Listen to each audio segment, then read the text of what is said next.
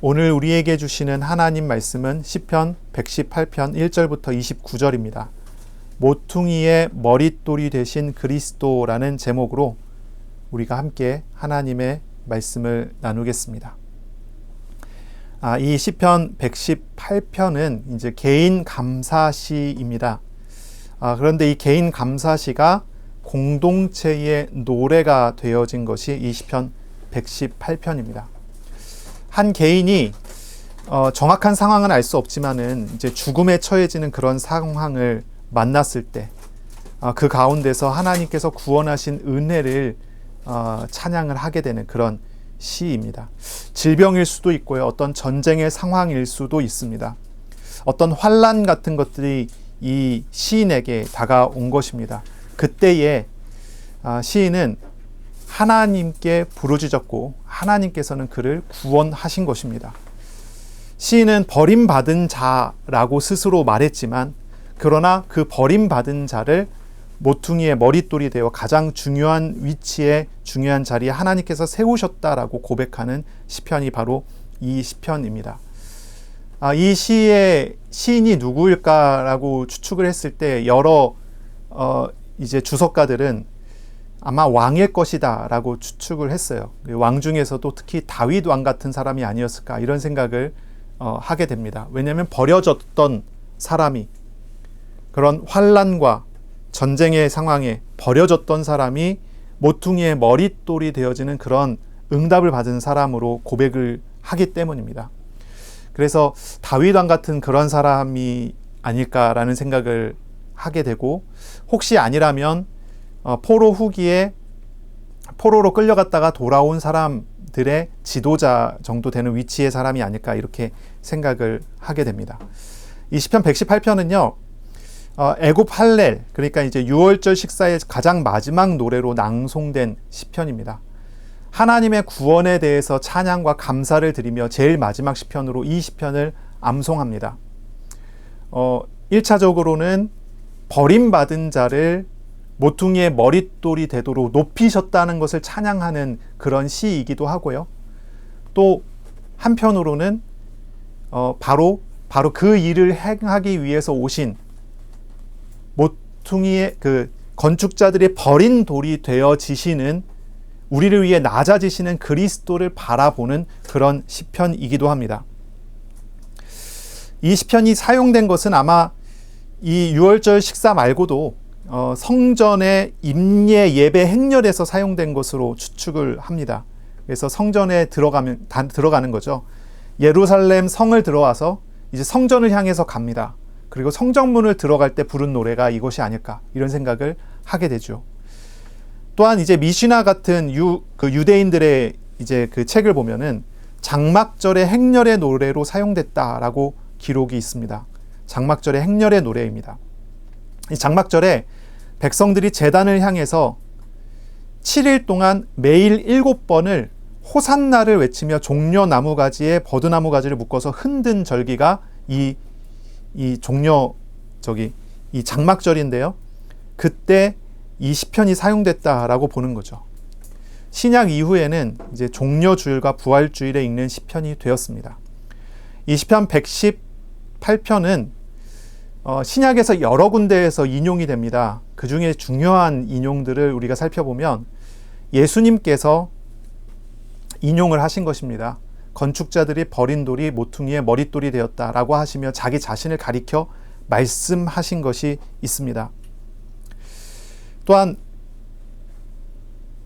베드로도 사도행전에서 그렇게 인용을 했고요. 바울도 마찬가지입니다. 이 시편이 지칭하고 있는 버린 돌이 모퉁이의 머릿돌이 된 것은 바로 그리스도에 대한 예언이었고, 그것의 성취가 십자가와 부활로 증거를 하고 있는 것입니다. 예수님께서 마지막 그 공생의 마지막 주간에 예루살렘에 입성하실 때, 그때 나귀를 타고 입성을 하시죠. 그때 사람들이 종려나무 가지를 흔들면서 예수님을 환영했습니다. 호산나 다윗의 자손이여 우리를 구원하소서 이렇게 외치는 장면이 나옵니다. 바로 그 장면이 이 시편 118편과 연결되어 있는 그런 장면인 것이죠. 그리고 예수님께서 이 마태복음 26장 30절에 십자가를 지시기 위해 겟세마네 동산으로 걸어가시며 부르셨던 노래의 마지막 찬양, 그것이 바로 이 시편 118편입니다. 예수님은 자신이 곧 건축자들의 버린 돌이 되어서 십자가에 찢기실 것을 아시고도 바로 이 찬양을 부르시며 죽음의 길로 걸어가셨던 것이죠. 버린 자, 가난한 사람, 죽음에 처해져 있는 사람을 구원하시기 위해서 스스로 버린 자가 되어지는 바로 그 과정과 내용들이 이 십자가의 사건이었습니다. 그러므로 이 시편은 예수님의 십자가와 부활을 바라보게 하는 그러한 시편입니다. 종교개혁자였던 마르틴 루터는 자신이 가장 사랑하는 시편을 이 시편 118편이라고 이야기했습니다. 이 루터는요, 이 시편이 자신을 수많은 환난에서 건져냈다라고 고백을 했습니다. 그리고 실제로 이 루터가 죽음의 위기 속에 도피하여서 숨어서 생활하고 있는 그 시기 동안에 벽에다가 이 글자를 새겨 넣었다라고 이제 기록에 남아 있죠. 오늘 저와 여러분이 이 말씀을 20편 118편을 읽고 나누면서 우리를 사랑하시는 하나님, 우리를 위해서 버린 돌이 되어지셨고 우리를 위해서 또한 모퉁이의 머릿돌이 되셔서 우리를 구원하시는 그 하나님을 알아가는 시간, 그리고 우리를 도우시는 하나님과 깊은 교제를 나누는 그런 은혜 있는 시간이 되시기를 바랍니다. 예수님의 이름으로 주님을 알아가는 시간 되기를 축복합니다. 아멘. 자, 1절을 우리가 보겠습니다. 1절부터 4절을 보겠습니다. 여호와께 감사하라. 그는 선하시며 그의 인자하심이 영원함이로다. 이제 이스라엘은 말하기를 그의 인자하심이 영원하다 할지로다. 이제 아론의 집은 말하기를 그의 인자하심이 영원하다 할지로다. 이제 여호와를 경외하는 자는 말하기를 그의 인자하심이 영원하다 할지로다. 아멘. 자, 1절은요, 예배 송축문의 전통적인 형식을 가지고 있습니다. 그러니까 예배로 나오는 그런 시간에 제사장이 백성들 앞에서 선언을 하는 것이 바로 이 문구입니다. 그러므로 이 시편이 예배 임례 때 사용된 시편이라 우리가 이렇게 이해를 할 수가 있겠죠. 이 예배 송축문으로서 무슨 말을 합니까? 감사하라라고 합니다. 예배는 감사하는 것입니다. 그리고 또한 하나님께 감사해야 되는 이유를 말합니다. 그가 선하시고 그의 인자하심이 영원하기 때문이다 라고 말하죠. 예배 송축문으로서 하나님의 인자하심을 말합니다. 그것이 바로 예배의 이유라고 말합니다. 성도가 예배하는 이유는 무엇입니까? 그것은 하나님의 사랑 때문이다 라는 것이죠. 어떤 하나님의 권능과 기적 때문이 아닙니다. 하나님이 무서워서 혹시라도 예배드리지 않으면 때리실까봐 그렇게 예배하는 것은 바른 태도가 아닙니다. 어떤 신비한 능력을 받기 위해서, 치유를 받기 위해서, 아니면 내가 뭔가 마음에 어려운 게 있어서 그 마음 어려운 것을 바꾸기 위해서, 그런 것도 사실 예배의 진정한 이유가 되지 않습니다. 진정한 이유는 무엇입니까? 하나님의 사랑입니다. 하나님의 사랑이 예배의 이유여야 된다라고 선언을 하는 것입니다. 하나님의 사랑을 맛보고 그 사랑에 잡힌 사람이 하나님께 바르게 예배할 수 있게 되는 것입니다. 하나님의 사랑을 알지 못한다면 그 예배가 진정한 예배가 되기 어렵다는 그런 의미겠죠. 우리가 하나님의 사랑을 맛보지 않으면 자발적인 참된 찬양과 예배를 드리기가 어렵습니다. 아무리 큰 기적과 능력을 경험한다 하더라도 진정한 예배는 기적이나 능력에 있는 것이 아니고요, 하나님의 사랑에 있어야 된다는 것입니다. 우리가 잊지 말아야 하고 예배마다 먼저 구해야 될 것은 다른 것이 아닙니다. 하나님의 사랑을 알게 해달라고 구해야 합니다. 하나님의 사랑을 알게 해달라고 요청해야 합니다. 그것이 예배자의 바른 태도가 될 것입니다. 그리고 그 사랑에 붙잡혀서 감사로 나아가는 것이 예배인 것이죠. 그리고 또한 2절부터 4절까지 이어집니다. 이제 세 부류에게 말합니다. 이스라엘에게, 그리고 아론의 집에게, 그리고 여호와를 경외하는 자에게 말합니다. 내용은 똑같습니다. 그의 인자하심이 영원하다라고 말합니다. 이렇게 이야기하는 세 그룹은 우리가 앞서 읽었었던 시편 115편의 세 그룹과 동일합니다. 이스라엘과 아론의 집과 여호와를 경외하는 자라고 표현합니다. 이스라엘 회중은 이제 예배 드리러 나온 사람들이고요. 그리고 아론의 집은 예배를 인도하는 제사장들입니다. 그리고 그 두 그룹을 다 포함하는, 또한 더 확장된다면 이방인들까지 포함되는 여호와를 경외하는 사람들, 그 사람들을 다 통칭해서 말합니다. 이 세 그룹은요, 하나님께로 나와야 마땅한 하나님의 사랑을 받은 모든 사람들을 이야기합니다. 그들에게 외치고 그들에게 말합니다. 반복해서 강조하면서 노래합니다. 하나님의 인자하심이, 하나님의 사랑이, 헤세드가 영원하다라고 말하라고 하는 것입니다. 1절을 포함해서 보면 4번 반복입니다. 히브리어에서 반복은 강조라고 했죠. 4번을 반복했다고 하는 것은 이것은 굉장한 강조입니다. 우리가 예배하기 위해서 나올 때 우리가 외쳐야 되는 말은 다른 게 아닙니다. 하나님의 사랑이 영원하다는 것입니다. 과거에도 지금도 미래에도 계속된다는 것입니다. 하나님의 사랑이 여전하다는 것입니다. 지금 내가 나오는 이 시간에 하나님의 사랑이 나에게 향해 있다고 하는 것을 고백하는 것입니다. 이것이 이 시편 전체의 주제이고 정서라고 말할 수 있습니다. 그리고 이제 5절부터는요, 이 하나님의 사랑이 영원함에 대한 어떠한 구체적인 묘사와 예화라고 읽을 수가 있습니다. 5절부터는요, 이 시인과 이스라엘 공동체가 하나님의 사랑을 노래하는 이유가 나오기 시작합니다. 자, 5절 보겠습니다.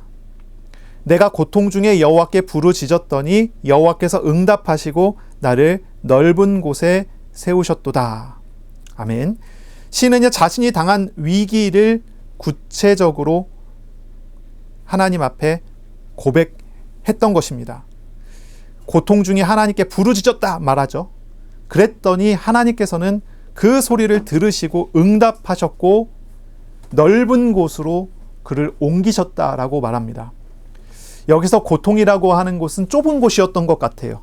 그게 넓은 곳으로 옮겼다라고 표현하는 거 보니까 어딘가 좁은 곳에 얽매여져 있고 어디에 좁은 곳에 가두어져 있고 요 뒤에 보면 에워싸여져 있다 이렇게 표현을 하죠. 뭔가 꽉 막힌 것입니다. 가위 눌리는 것처럼 옴짝달싹 못하게 눈으로 모든 것이 보이기는 하는데 조금도 움직이지 못하는 공포 속에, 내가 이렇게 서서히 죽어가는구나 하는 그런 공포 속에 있던 것이죠. 그런 공포 속에서 하나님께 부르짖은 것입니다. 하나님께서는 그 목소리를 외면하지 않으셨다는 거죠. 하나님의 사랑을 그렇게 그 속에서 경험했다는 것입니다. 이 고통은 아마도 대적들로 인한, 이웃들로 인한 고통을 말하는 것 같습니다. 6절, 7절을 보면요. 6절의 뒷부분 이야기하죠. 사람이 내게 어찌할까? 7절 뒷부분에 얘기하죠. 나를 미워하는 자들에게 보응하시리니. 이렇게 표현해요. 이 사람이 당한 고통은 사람들로 인한 고통이었던 것 같아요. 그리고 또한 10절부터 12절까지 보면요. 이렇게 표현합니다. 문 나라가 나를 애워쌌다. 이렇게 표현하죠. 여기 앞에서는 사람으로 인한 고통을 이야기하는데 10절에는 문 나라가 라고 표현을 해요. 범위가 훨씬 넓어지죠. 내가 애워싸졌다 라고 말합니다. 11절의 앞부분 보면 그들이 나를 애워싸고 애워쌌으니, 한 번 둘러싼 정도가 아니라 둘러싸고 또 둘러쌌다 이렇게 표현을 하죠. 12절 앞부분에 보면요. 그들이 벌들처럼 나를 애워쌌다 이렇게 표현해요. 벌들처럼이라고 이야기하면 벌떼가 공격하는 그런 장면을 생각해 보면 어떨까요? 도망갈 길이 있습니까? 피할 길이 있습니까? 벌들이 수백 마리, 수천 마리가 달려듭니다. 이런 상황을 맞이하게 됐던 것이죠. 13절에 보면 너는 나를 밀쳐 넘어뜨리려 하였으나, 이제 실족시키려고 밀어버렸다는 것이죠. 밀어버렸어요. 누군가 나를 죽이려고 밀어버렸습니다. 그런 상황 속에서 이 사람은 하나님께 부르짖은 것이죠. 그리고 하나님께서는 그를 인도하시고 넓은 곳으로 바꿔주셨다라고 고백을 합니다. 이 넓은 곳이라고 하면 이 얽매임에서의 자유입니다. 대적들에게서의 승리이죠. 죽음에서 생명으로 옮기신 것, 절망에서 소망으로 옮겨주신 그런 이미지를 여기서 표현하고 있습니다. 하나님께서는 이 사람을 구원하시는데요. 그냥 구원하신 게 아니라 몇 가지를 보여주십니다. 그 중에 한 가지가 6절, 7절의 앞부분에 나오는 것입니다. 6절에 보시면 이렇게 얘기합니다. 여호와는 내 편이시라. 하나님께서 이를 구원하시는데요. 그냥 그를 건져주시고 끝이 아니라요. 하나님이 이 시인의 편이라는 걸 드러내 보여주셨다는 거죠. 7절 앞부분도 마찬가지입니다. 이건 이제 반복은 강조라고 그랬죠. 반복해서 강조합니다. 여호와는 내 편이시라. 그러므로 내가 두려워하지 않게 됐다라고 표현합니다. 이 사람이 두려워하지 않을 정도로 하나님은 이 시인의 편에 속해 하나님이 그 시인의 편이라는 것을 알려주셨다는 거예요. 사도 바울도 이런 말씀을 인용합니다. 로마서 8장 후반부에서 인용하죠. 뭐 이런 표현을 합니다. 하나님이 나를 위하신다면 누가 나를 대적하리요? 이런 말을 하게 되죠. 하나님의 사랑에서 끊을 자가 아무도 없다라고 표현하면서 그런 이야기들을 하고 권면을 합니다. 두려움이 있고 갈등이 있고 어려움이 있는 사람에게 하나님의 말씀으로 바울이 권면하는 거죠. 하나님이 나의 편이시라면, 하나님의 사랑이 나에게 향하고 있다면 우리는 넘어질 수가 없는 존재다라는 말들을 했던 것입니다. 하나님이 정말로 우리를 위하신다면 누가 우리를 대적할 수 있습니까? 누가 우리를 하나님의 사랑에서 끊을 수가 있습니까? 아무도 없는 것입니다. 하나님은 이 시인을 고통 중에서 구원하시면서 이 사실을 알려주시는 거예요. 이 사실을 가르쳐 주시는 거예요. 그냥 문제 해결이 아니라요. 문제 위에 하나님이 자신의 편이시라는 것을 가르쳐 주시는 것이 하나님의 일하심의 어떠한 내용이었다는 것이죠. 사람들이 신앙생활하면서 여러 가지 일들을 당하게 될 때 두려워하게 됩니다. 두려워하게 됩니다. 무서움이 있죠. 경제적인 어려움, 그게 아직 닥치지 않고 닥쳐오고 있다는 사실을 보면서 두려움에 휩싸입니다. 혹시 어떻게 될까? 이게 두려워요. 환경과 상황이 흘러가는 모습을 보면서 두려워합니다. 병에 걸렸을 때 그 사람을 진짜 죽이는 것은 질병이 아니라 두려움일 수도 있습니다. 두려움이 막 와요. 이 두려움이 어떻게 해야지 그 두려움을 이길 수 있습니까? 두려움은 하나님이 내 편이심을 알게 될 때 이겨낼 수가 있게 되는 거예요. 염려하고 갈등과 고민 속에 빠진 성도에게 사도 바울은 권면하고 말합니다. 이야기하죠.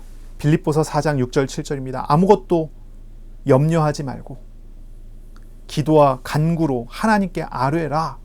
그리하면 모든 지각에 뛰어난 하나님의 평강이 그리스도 예수 안에서 너희 마음과 생각을 지키시리라 말씀합니다. 우리가 하나님께 기도할 때, 고통 중에 하나님께 부르짖을 때 하나님께서 응답하십니다. 뭘 응답하십니까? 고통을 없애주는 게 아니라요, 나와 함께 하시는 분이 누구이신지를 알려주십니다. 그분이 나의 편이라는 걸 알려주십니다.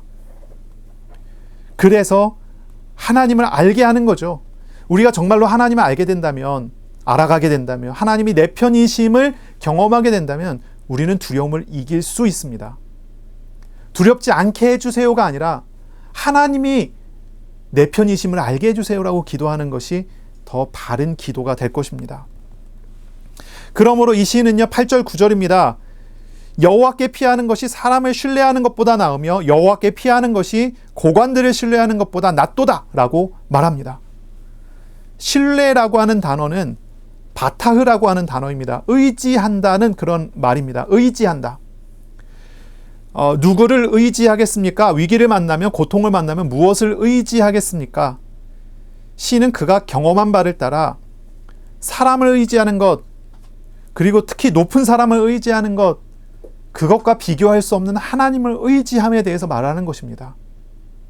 사람은 안정적이지 않아요. 사람은 날마다 바뀝니다. 변화됩니다. 또한 사람을 의지하게 되면 그 사람이 우리에게 평안과 샬롬을 줄 수 있느냐? 그렇지 않습니다. 그가 결국은 줄 수 있는 것은 육신적인 것에 불과한 것입니다. 이 시인은 분명하게 말합니다. 사람을 의지하지 말라는 것입니다. 하나님 의지하라는 것입니다. 하나님 의지할 때 진짜 두려움을 이길 수 있는 것입니다. 하나님 의지할 때 모든 얽매임에서 정말 자유를 얻어갈 수 있는 것입니다. 하나님께 피해야 합니다. 사람은 안전을 보장해 주지 못하지만 하나님은 온전히 안정을 보장해 주시는 하나님이십니다. 하나님을 바라보며 우리가 나아가야 되겠습니다. 10절부터 12절까지 이제 시인이 자신이 당한 위기를 구체적으로 전하죠. 3번 반복해서 애워싸였다 이런 표현을 해요. 애워싸였다는 말 단어는요, 사바흐라는 단어예요. 포위당했다 이런 말입니다. 포위당하다.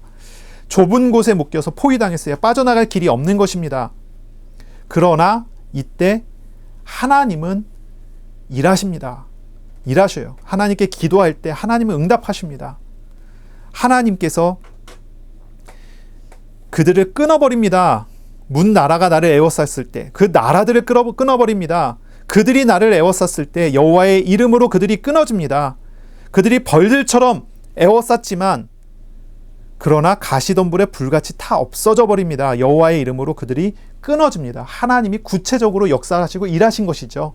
그렇게 나타납니다. 그들이 밀쳐 넘어뜨리려고 공격했지만 하나님께서 도우셨기에 그는 구원을 얻습니다. 14절의 말씀입니다. 여호와는 나의 능력과 찬송이시요 또 나의 구원이 되셨도다. 이 구절은요, 이 출애굽기 14장에 나오는 홍해의 기적을 경험하고 난 다음에 출애굽기 15장 2절에 모세의 찬양이고 미리암의 찬양이고 이스라엘의 찬양입니다. 그것이 여기에 인용되어집니다. 시인은요, 하나님을 찬송하는데요, 홍해를 건너고 난 다음에 모세가 했었던 그 찬양을 여기서 드리게 됩니다. 여기서 드리게 돼요. 이 시인과 공동체가 당했던 구체적인 상황을 우리가 사실 알 수는 없지만 시인은 자신이 당한 위기를 홍해 바다와 비교하는 거예요. 홍해 바다 어땠습니까? 피할 수 없는 에워싸인 상황이잖아요. 앞에는 바다가 있고 뒤에는 이집트 군사들이 달려오는 상황이에요. 당장 죽음이 눈앞에 보이는 그런 상황. 그런 상황에서의 구원을 경험한 모세, 미리암, 이스라엘은 이런 찬양을 드렸던 거죠. 여호와는 나의 능력이시고 여호와는 나의 찬송이시고 나의 구원이 되셨다. 바로 이 시인이 이 고백을 가지고 와서 여기에서 이 찬양을 재생시키는 거예요. 피할 수 없는 상황, 사방이 막혀있고 적들로 에워싸인 상황, 절망과 슬픔, 그런 가운데 얽매여져 있는 그런 상황 속에서 하나님의 구원을 봅니다. 홍해 같은 기적을 경험했어요. 홍해 같은 기적이 나타났어요. 단순히 피할 길을 여셨다 정도가 아니에요. 홍해와 같은 응답을 경험한 것입니다. 그러니 거기서 이들은, 그리고 이 시인은, 그리고 이 공동체는 하나님 찬양을 올려드리는 거죠. 15절 16절에는요 3번 반복해서 여호와의 오른손에 대해서 말합니다. 여호와의 오른손. 15절입니다. 의인들의 장막에는 기쁜 소리, 구원의 소리가 있다. 장막절에 부르는 찬양이라는 게 우리가 조금 느껴지죠. 여호와의 오른손이 권능을 베푸시며 여호와의 오른손이 높이 들렸고 여호와의 오른손이 권능을 베푸셨다. 오른손이라고 하는 것은 언제나 이 시편에서 이제 오른손이라고 하는 것은 전쟁 능력을 상징합니다. 전쟁 능력입니다. 그래서 왕의 오른손 그러면 전쟁 능력인 거죠. 하나님의 오른손, 이 얘기는 하나님의 싸움을, 하나님이 싸우심을 이야기하는 거예요. 이스라엘을 어떻게 구원했습니까? 이스라엘이 에워싸인 상황, 이스라엘이 밀쳐 넘어지는 그런 상황 속에서 하나님 이스라엘 어떻게 구원했습니까? 홍해에서 하나님이 싸우셨다. 이거죠. 이 시인은 말하는 거야. 자신이 어떤 상황을 당했는지 이 부분에 대한 구체적인 것은 여기 기록이 되어 있지 않습니다. 그러나 하나님의 구원에 대해서는 이렇게 얘기합니다. 하나님이 직접 싸우셨다는 얘기예요. 하나님 직접 싸우셨다. 홍해 사건은 단순한 기적이 아니었죠. 그것은 하나님의 싸우심이었습니다. 하나님은 자기 백성을 위해서 자기 백성을 짊어지시고 싸우셨고 그 결과가 구원이었던 거예요.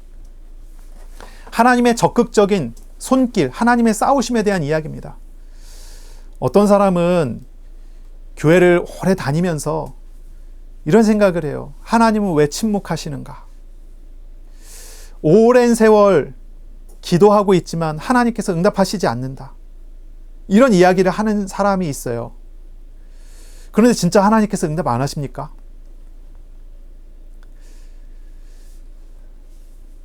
어떤 사람은 생각하기를 지금 내가 기도하면 하나님이 일하시지 않고 오랜 시간 동안 하나님께서 지켜보다가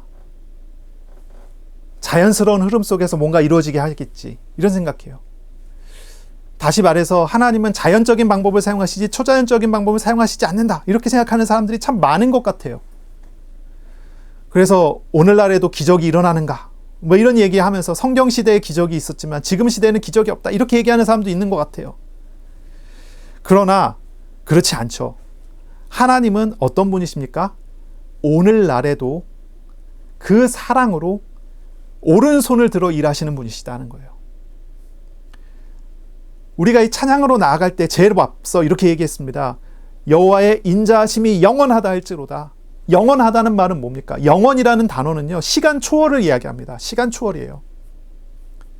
우리가 보통 공간을 초월한다고 했을 때는 편재를 얘기합니다. 근데 시간을 초월한다고 했을 때는 영원을 이야기합니다. 이 영원이라는 얘기는 하나님이 과거 위에 계시고 현재 위에 계시고 미래 위에 계시다는 의미예요. 하나님은 과거의 하나님이 아니에요. 지금 우리의 하나님이시다는 얘기예요. 미래에도 그때 지금 우리의 하나님이 되실 것입니다. 하나님이 오른손으로 싸우세요. 그건 과거의 일이 아닙니다. 지금 일이에요. 우리가 기도할 때 하나님은 역사하십니다. 지금도 기적이 일어납니까? 초자연적인 일이 일어납니까? 하나님은 날마다 기적을 일으키십니다. 날마다 초자연적인 사역을 일으키십니다. 기적이라는 것은 성경의 이야기가 아닙니다. 예수 믿는 성도의 일상적인 삶입니다. 하나님은 자기 백성을 위해서 일하고 계시고 역사하시는 분이십니다. 하나님께서 지금도 필요하시다면 비를 내리게 하시고 지금도 필요하시다면 비를 그치게 하십니다. 하나님 지금도 필요하시다면 질병을 치유하시기도 하시고 지금도 필요하시다면 질병을 다시 내려주기도 하십니다. 하나님의 초자연적인 능력이 있어요. 세계와 우주는 그냥 자연적인 질서에 따라 흘러가는 것이 아닙니다. 하나님이 자기 백성을 향하여 세밀한 손길로 운행하고 계시는 것입니다. 그 사실을 우리는 기도할 때 경험합니다. 이 시인은 기도했을 때 바로 그것을 경험했던 것입니다. 고통 중에 애워싸인 상황 속에서 경험했습니다. 이 시인은 그 실제를 봤습니다. 하나님의 구원을 받습니다. 홍해 사건 같은 어떠한 그러한 응답을 경험했던 것이죠. 그러니 이 사람은 당당하게 외치고 찬양하고 선포합니다. 주의 오른손이 역사했다라고 말을 하고 있는 거죠. 하나님은 우리를 멀리서 지켜보시는 분이 아니세요. 아주 매우 적극적으로 일하시는 분이십니다. 하나님의 사랑은요, 멀리 지켜보는 사랑이 아니에요. 일하시며 움직이시는 사랑입니다. 하나님은 그 사실을 유월절 어린 양의 희생으로 나타내 보여주셨고요. 그리고 그 실제를 십자가에서 보여주셨어요. 그리고 지금도 그 십자가의 흔적을 가지신 분이 부르신 자들과 함께 하시며 사역을 하고 역사를 이루어 가십니다. 하나님은 자기 백성을 위해서 창세전부터 택하신 자녀를 위해서 친히 낮아지셨습니다. 그리고 택한 우리들의 죄짐을 짊어지시고 죄와 싸우셨습니다. 죄와 사망과 권세와 싸워 승리하셨습니다. 하나님은 그리스도를 십자가에 내어주심으로 우리의 가장 큰 대적인 죄와 죽음을 멸하셨습니다. 그리고 그 자기 아들의 목숨을 아끼지 않고 내어주신 하나님께서 우리에게 무엇을 아끼시겠습니까? 하나님은 지금도 적극적으로 우리를 위해 일하시고 역사하시는 분이십니다. 싸우시는 분이십니다. 그러므로 하나님을 찾고 구하세요. 기도하세요. 하나님을 의지하세요. 하나님은 자기를 찾는 자들에게 상 주십니다. 응답하십니다. 17절, 18절입니다. 내가 죽지 않고 살아서 여호와께서 하시는 일을 선포하리로다. 여호와께서 나를 심히 경책하셨어도 죽음에는 넘기지 아니하셨도다 라고 말합니다. 시인이요, 자신이 심한 고통을 겪었지만 하나님이 자신의 죽음에 넘기시지는 않았다, 이렇게 고백을 하죠. 그리고 그걸 두고 뭐라고 얘기하냐면 하나님의 경책하심, 하나님의 징계라고 말합니다. 하나님의 징계예요. 그래서 하나님께 감사한다라고 말해요. 감사한다고. 아니, 징계를 받았는데 어떻게 감사할 수 있습니까?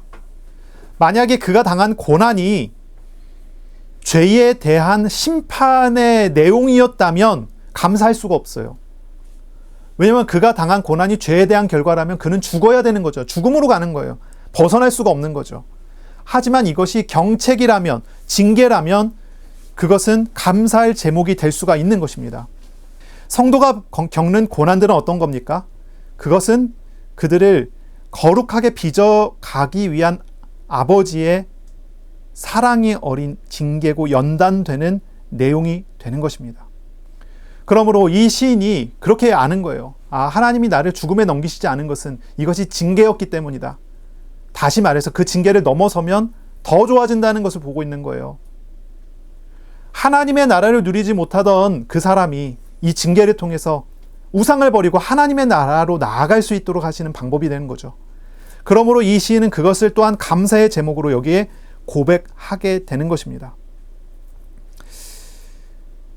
자, 성도는 결국은 어떤 것입니까? 하나님의 싸우시는 손으로, 하나님의 적극적인 손길로 구원을 얻어가는 사람이 성도입니다.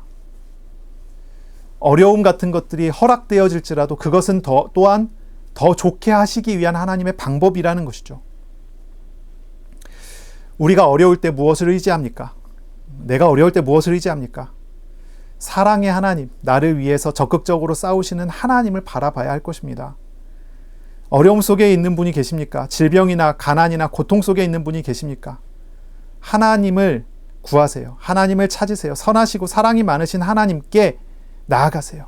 자기 아들을 아끼지 않고 사랑의 십자가에 내어주신 이에게 나아가세요.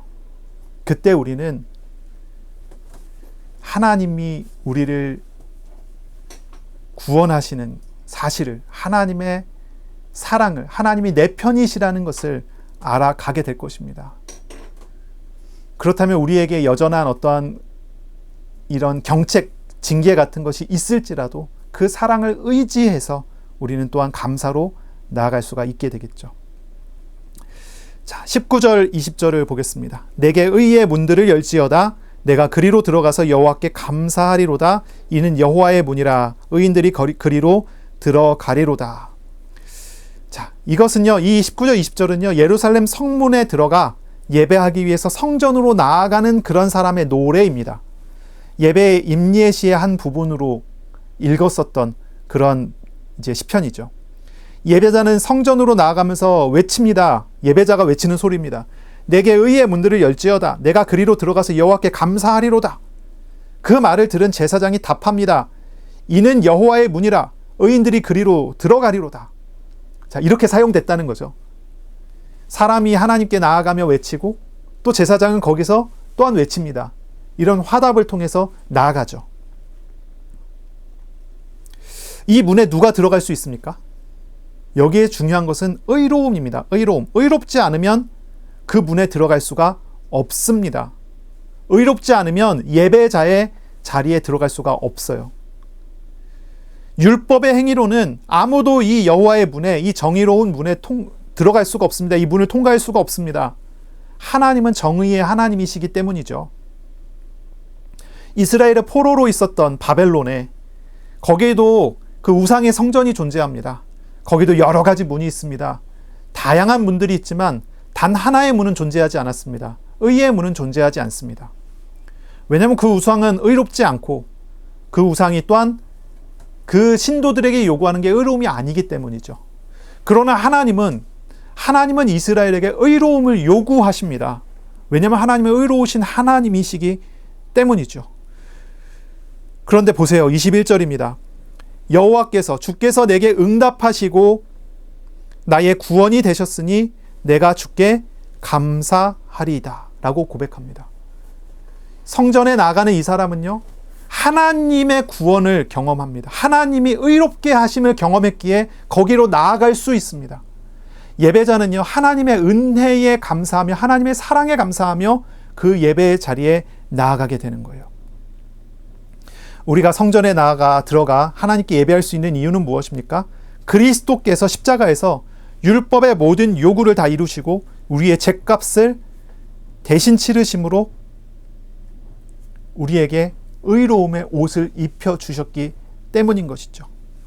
그리고 바로 그 뒤에 그 일을 행하신 하나님의 은혜, 그것이 이제 이어져 가는 거죠. 이 그리스도에 대한 예언이며 또한 이 시인이 받은 응답과 은혜가 여기 나타납니다. 1차적으로는 이 시인이 받은 응답이 되지만 이거는 궁극적으로 그리스도에 대한 예언이고 그리스도의 십자가에서 성취되는 내용입니다. 22절입니다. 건축자가 버린 돌이 집 모퉁이의 머릿돌이 되었나니 했어요. 버려진 돌인데 이 돌이 기초반석이 됩니다. 건물의 기초반석이 돼요. 23절입니다. 이는 여호와께서 행하신 것이요 우리 눈에는 기이한 바로다. 버려진 것 같은 사람이 집 모퉁이의 머릿돌이 됩니다. 버려졌던 것 같은 사람이 그 나라의 왕이 됩니다. 지도자가 됩니다. 가장 중요한 인물이 됩니다. 이것은 하나님이 행하셨기 때문입니다. 우리 눈에는, 사람들의 눈에는 신기한 것입니다. 신비한 것입니다. 하나님은 그 일을 행하셨습니다. 그러므로 이 고백을 할 수 있는 거죠. 버려진 돌이 어떻게 모퉁이의 머릿돌이 됩니까? 원래 하나님이신 분이 버려진 자를 짊어지시고 버려지셨기 때문입니다. 그리고 그가 다시 살아나심으로 버려진 자를 짊어지시고 모퉁이의 머릿돌이 되신 것이죠. 그러므로 예수를 믿은 사람, 예수를 영접하여 예수를 의지하는 사람들이 버려진 자에 불과했지만 높아져 왕의 자리에 가는 은혜를 누리게 된 것입니다. 이것은 하나님이 행하시는 일입니다. 아무도 할 수가 없는 것입니다. 이것은 우리의 눈에 기이한 것입니다. 이것은 사람들이 이해할 수 없는 것입니다. 24절입니다. 이날은 여호와께서 정하신 것이라 이날에 우리가 즐거워하고 기뻐하리로다. 그리스도께서 죄인들을 짊어지시고 고통을 짊어지시고 죄인 멸시와 천대를 대신 받으셔요. 철저히 죄인으로 취급받아서 버림받으셨습니다. 예수님께서 십자가에서 외치시죠. 엘리 엘리 라바 사박다니, 나의 하나님 나의 하나님 어찌하여 나를 버리셨나이까. 예수님께서는 처절하게 버림받으셨어요. 아주 비참한 자리로 버림을 받으셨어요. 그렇지 않으셔야 되는 분이 어떻게 그렇게 되십니까? 죄 없으신 분이 왜 그렇게 십자가에 달리십니까? 이것은 버림받은 이들을 짊어지셨기 때문인 것입니다. 예수님께서 공생의 사역 중에 질병 걸린 사람의 질병을 치유하시고 귀신을 쫓아내시고 모든 약한 것들, 악한 것들을 다 짊어지셔요. 성경이 분명히 이야기하죠. 이것은 예수님께서 그들을 짊어지셨다는 것입니다. 주님께서 사람을 짊어지셨어요. 예수님께서 말하십니다. 수고하고 무거운 짐진 자들아 다 내게로 오라. 내가 너희를 쉬게 하리라. 예수님께서 오신 것은 무엇 때문입니까? 예수님께서 오신 것은 섬김을 받으려 함이 아니라 도리어 섬기려 하고 자기 목숨을 많은 사람의 대속물로, 다른 사람들을 대신하여 목숨을 내놓는 제물로 드리기 위해서 오셨다 말하죠. 그리고 처절한 버림을 받으십니다. 버린 돌이 되어지십니다. 그리고 부활하심으로 모든 짊어진 자들을 모퉁이의 머릿돌로 올리시는 은혜를 베풀어 주신 것이죠. 이것이 바로 주님께서 주신 놀라운 은혜이고 이 신이 노래하는 기쁨의 내용입니다. 주님의 희생하심으로 주신 놀라운 축복이 여기 안에 담겨져 있는 것이죠. 주님은요, 과거에 이렇게 하셨을 뿐 아니라요, 지금 우리도 짊어지십니다. 그 사랑이 영원합니다. 지금도 그 사랑을 우리 가운데 베풀어 주십니다. 세상에서 버림받은 자처럼 쓸모없는 돌처럼 스스로를 느끼는 사람들이 있을지 모르겠습니다. 이 말씀을 묵상해 보세요. 우리를 대신해서 버림받고 십자가의 비참함을 견디신 예수님을 바라보세요. 주님을 바라보시기 바랍니다. 자, 25절입니다. 이렇게 요청합니다. 여호와여 구하옵노니 이제 구원하소서. 호산나입니다. 이제 구원하소서. 호산나. 여호와여 우리가 구하옵나니 이제 형통하게 하소서. 호산나 호산나 외칩니다.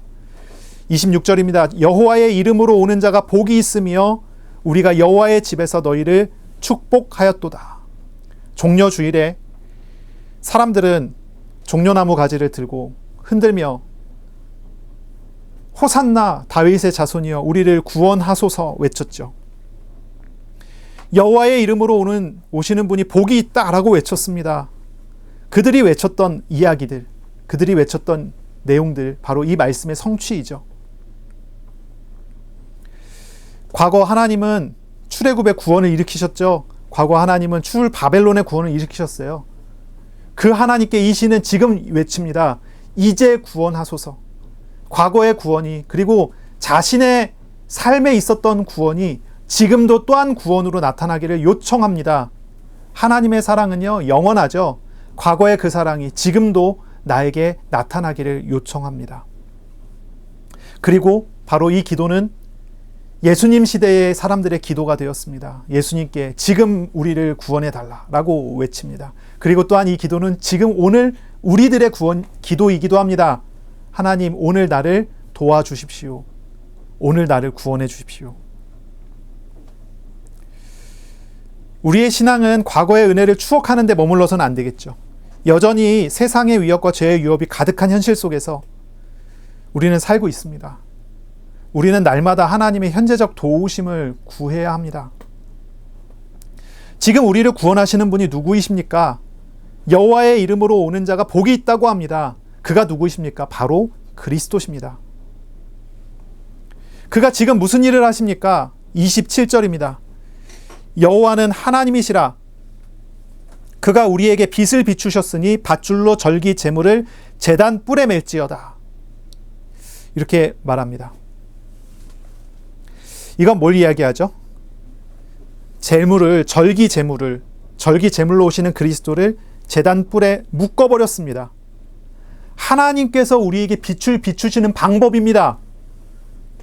그리스도께서 우리의 죄와 우리의 죽음의 짐을 스스로 짊어지셨음을 말하고 있는 것입니다. 그러므로 우리가 지금 하나님께 외칠 수 있는 것이죠. 주님께 외칠 수 있는 것입니다. 하나님은 우리를 위한 그 영원한 사랑 때문에 스스로 십자가 제단에 자신을 메어 버리셨어요. 그리고 지금도 사람을 얽매는 모든 무거운 짐과 고통을 짊어지시고 임재하여 찾아오십니다. 우리가 구할 것은 바로 여기에 있습니다. 하나님께 우리가 정말 기도해야 될 것입니다. 호산나, 지금 우리를 구원하소서, 지금 도우소서라고 우리가 기도할 수 있는 것입니다. 28절, 29절은 이 찬송의 결론입니다. 은혜를 경험한 사람이 마땅히 드릴 신앙 고백이죠. 이렇게 말합니다. 주는 나의 하나님이시라. 내가 주께 감사하리이다. 주는 나의 하나님이시라. 내가 주를 높이리이다. 하나님을 나의 하나님으로 고백하는 것. 그리고 29절입니다. 여호와께 감사하라. 그는 선하시며 그의 인자하심이 영원함이로다. 하나님의 선하심과 인자하심으로 인해 하나님께 감사하는 것입니다. 이 주간에 저와 여러분이 하나님이 나의 하나님이심을 정말 고백하고 하나님의 사랑을 높여 찬양하는 그러한 주간이 되시기를 바랍니다. 이 시편 118편은 고통받는 개인의 감사를 넘어서서 출애굽의 궁극적인 성취인 그리스도의 십자가 부활을 예언하고 증거하는 그런 찬양입니다. 이 주간에 우리를 구원하시고 도우시는 그리스도를, 십자가와 부활을 알아가는 주간이 되도록 기도하시고 또한 묵상하는 주간이 되시기 바랍니다. 이 주간은 건축자의 버린 돌이 되셨으나 만물의 모퉁이 돌이 되신 예수님을 바라보는 그런 주간이 되어야 되겠습니다.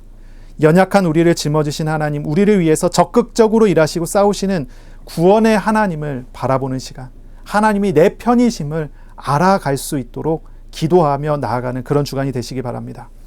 말씀을 묵상하세요.